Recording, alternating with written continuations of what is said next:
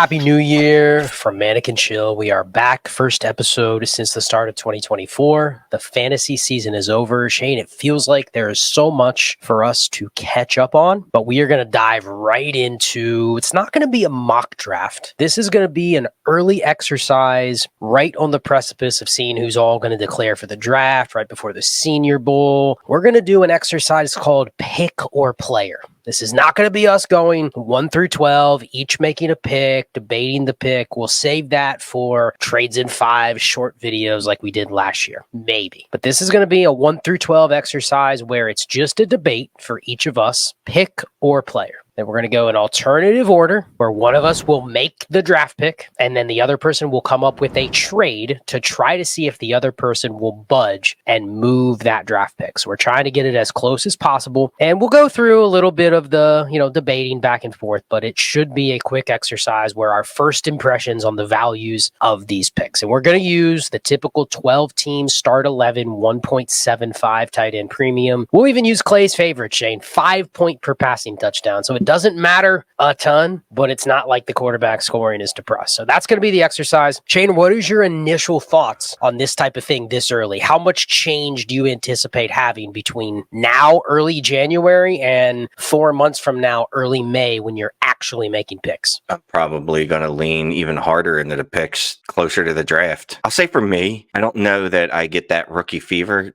that sets in, like creeps. Like it's the word I'm looking for. It's not like it transitions into rookie fever, right? I don't want to say I have rookie fever, but I have pick fever, right? All the time because it's the most fungible asset. So I always lean the pick. But I guess in the spot where I'm going to be forced to make players, I'm going to have to attach players to these names. Maybe it will wane a little bit as we get closer to the draft because that's when you start attaching real names to this. And that's when you can attach older names to this that are a known production. Yeah, I think the general consensus, at least from us, is that these picks have had pretty high value for some time, just given the nature of the class. It's a class people are excited of. It's a class that there's a lot of players at the top that people really want. So I think we're already on board with the value of the higher end picks. I think the real fun is going to be when you get into the middle tier picks because people are constantly asking us questions. Man, I have the 109. What can I trade it for? And I think generally it's very league dependent and sometimes it's timing dependent. There might be a window where that 109 is a pick that somebody in your league wants, but you could put it out on the block right now and nobody wants it. Somebody wants it, they would take it, but in terms of what you're looking for, it just doesn't match up yet. So I think it'll be a fun exercise. Do you want to start with the pick or would you like me to start with the 101? Let's see. At the 101, I'm going to take Marvin Harrison Jr. So Shane's going to go Marvin Harrison Jr. at the 101. So I have to put together a trade on the fly that might potentially tempt Shane to give away that pick. So I'm trying to think through my head. Logically, he went Marvin Harrison Jr., which means hopefully Shane has at least one quarterback that he trusts on his roster. I am going to offer you Anthony Richardson and a third. Shane, are you going to accept that trade? Anthony Richardson and a third. That is close. I should accept that, and I will not accept it. You will not accept it. Okay, I will not accept. Is that true for pretty much every quarterback that's outside of the top 3 or 4 that you're not moving that 101 base? I'm giving you a third. That was just to try to make it feel like you're getting an extra piece. A little something, and you know how I feel about like just giving me something for my pride that, just a little extra. And I appreciate that. I don't want to tip my hand too much, but yeah, unless it's top 5, I don't know that I'm going to be moving Marvin Harrison for him, top 5 quarterback. Where's the line draw on that? Anthony Richardson's currently quarterback 8 on Keep Trade Cut. He is just behind Joe Burrow and Justin Herbert, Jalen Hurts, Lamar Jackson, and CJ Stroud. Tell you what, and this could just be my blind spot. Joe Burrow and Justin Herbert, those two are the line of demarcation. Those are probably where it ends. Like, I don't know that I would take Justin Herbert for Marvin Harrison Jr. Now, obviously, there's context here that we're not aware of or we're not privy to on this as to what your quarterback room looks like in this trade. But let's say I'm willing to go to the top of that tier. I'm going to give you CJ Stroud. Okay. That's probably the higher end of that tier, right? Quarterback 3, 4, 5, wherever you might have him. But you agree you would accept CJ Stroud for the 101, correct? Well, I don't know because I have traded CJ Stroud for the 101 and an additional pick. All right.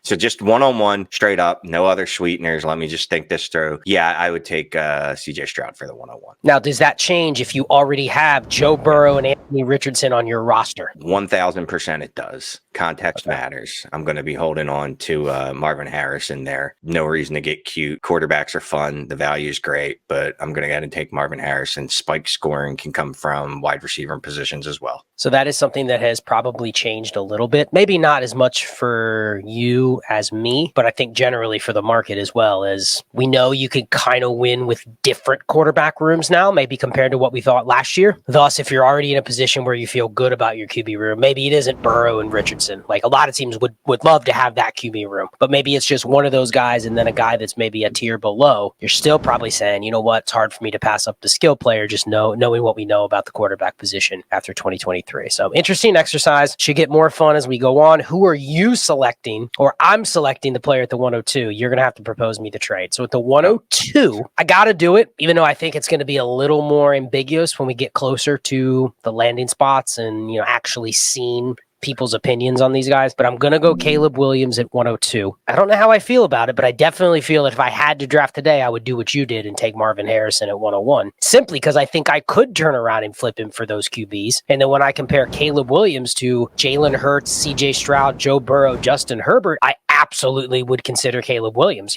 I may take the proven commodity there. So I'll go Caleb Williams at 102. Shane, do you have a trade counter for me? I don't want to overwhelm you, so I'm going to make it something that could be feasible. I am willing to offer you Kyler Murray and Devonta Smith. Kyler Murray and Devonta Smith. Okay. Let's look at this through the prism of I'm going to give it some more context. Let's just say it's a start 9. It's a start 9 super flex. So Hammer's actually worth a little bit more. Obviously, you needed a quarterback because you drafted Caleb Williams at 102. But you could probably use a wide receiver 2 to 3, I would think. Yeah, that is in a start 9. That is a very, very enticing offer. In a start 11, I think I would accept it fairly easily. In a start 9, I probably have to know my wide receiver market. What could I do with Devonta Smith? Could I turn him into a first and then package that somewhere else for something even better? If I knew there was activity and I knew that there was a potential for me to go and then move Devonta Smith, I'm fine with Kyler Murray over the short window, 2 to 3 years or whatever, relative to Caleb Williams. And that part doesn't concern me. So it's really, does that second piece actually move the needle in terms of what I can do with it? If I know you've been trying to move Devonta Smith for 3 months and now you're giving him to me and it feels like I'm getting the prize, but really I'm taking what Shane has been trying to trade and the league just is like, no, then maybe I would consider keeping Caleb just for a chance to get a different deal. Time's on my side with the pick, not yours. You have the 2 players. Those are the 2 players. Nothing's probably going to change much with those 2 players, I wouldn't think, other than, Arizona's going to probably draft a receiver or whatever. But feels like if I think there's another deal that could come down the pike, I would hold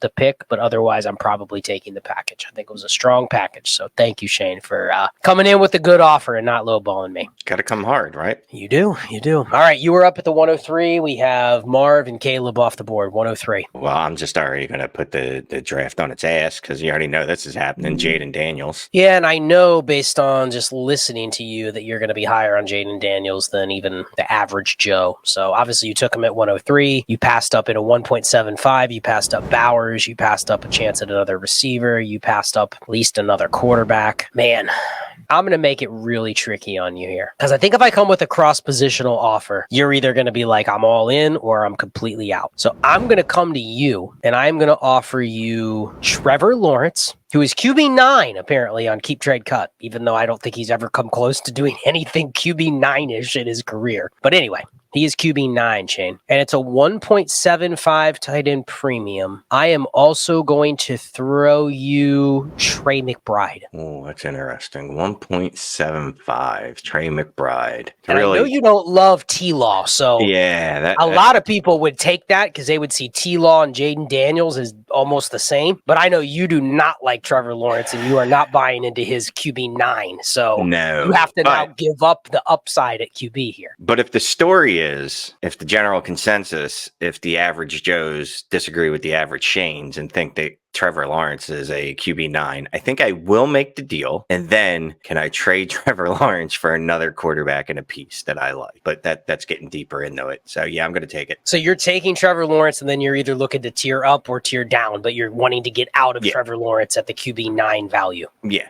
Either way, I'm going to have to make other moves after I get this deal done. All right. So 104, I am up. Man, there is like 3 different potential picks here. Okay, I am going to draft Malik Nabers at 104. And I'm assuming just because between Jayden Daniels or Drake May, one of them is going to go to a place that people don't love or don't love the weapons or something like that. And I think the way the draft order shook out, I think there is a shot that Malik Nabers goes in like the top 6 of the draft. Malik Nabers goes to the Chargers at 5. And I'll just tell you this, he's going to be steamed up in Dynasty to a point we've never seen a rookie receiver at, except for Marvin Harrison Jr. in the same class. Yeah.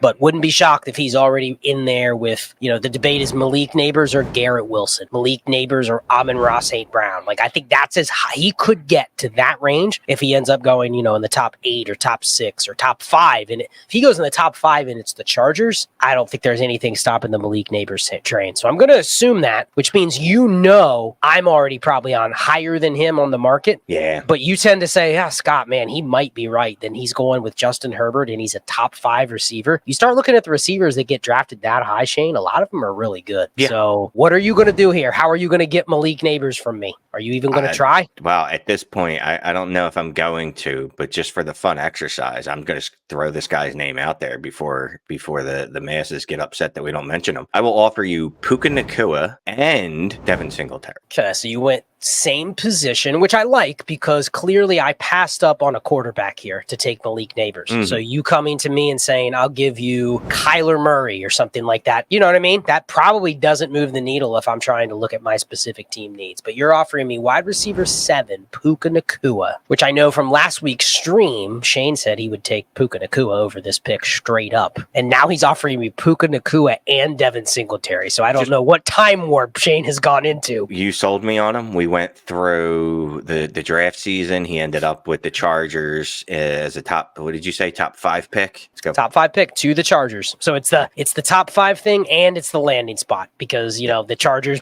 need a receiver. So, you know what? It is hard for me to pass up Puka Nacua when he's sitting in my hands. He's in my inbox. And is Devin Singletary anything other than a body that probably is going to get another opportunity next year? No, but it's probably the way I build teams, probably something that I could use. So look at it as I'm getting a free 3rd thrown in, a 3rd plus, something like that. I think I'm willing to do the deal because I feel like I'm not losing a ton at receiver. Even if Malik Nabers ends up being really good, like you would hope that he's Puka Nacua. So I think that's a deal that is very fair. And you know what? I have to give you kudos for offering that because it was for the 104. You have to remember there's probably somebody out there that may not take Malik Nabers at 104. So if you really want to get into this pick and you want a quarterback, you may have to offer something like that. So I'm going to accept your trade, walk away. Nice doing business with you, Shane.